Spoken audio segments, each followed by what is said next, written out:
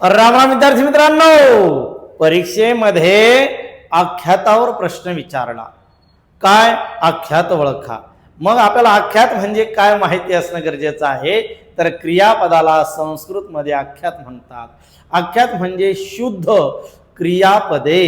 मग शुद्ध क्रियापदे कोणकोणती मानतात, किती काळाची आणि किती अर्थाची मानतात.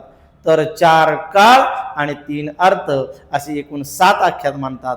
प्रश्न काय विचारला लक्षात घ्या. आख्यात ओळखा. काल पाऊस पडला.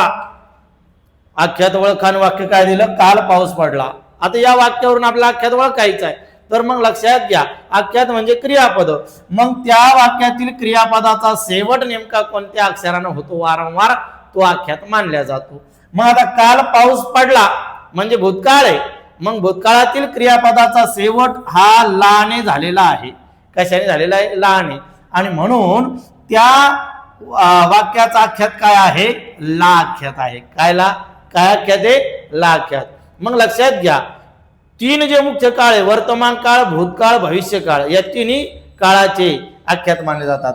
वर्तमान काळाचा ता आख्यात, पण कोणता, प्रथम ता आख्यात. प्रथम ता आख्यात या ठिकाणी लक्षात घ्यायचं बरं का. प्रथम ता आख्यात. भूतकाळाचा ला आख्यात. भूतकाळाचा कोणता आख्यात आहे, ला आख्यात. भविष्यकाळाचा इल बसेल इल आख्यात आहे. कोणता, इल. आणि एकच उपकाळ आहे, कोणता, रीती भूतकाळ, त्याचा आख्यात आहे ई आख्यात. कोणता आख्यात आहे, ई आख्यात.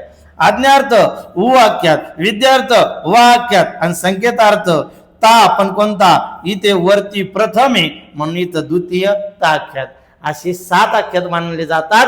क्रियापदाचा शेवट कसा होतो त्याच्यावरून आख्यात ओळखायचे असतात. म्हणून आपल्या प्रश्नाचं उत्तर काय आहे, लाख्यात.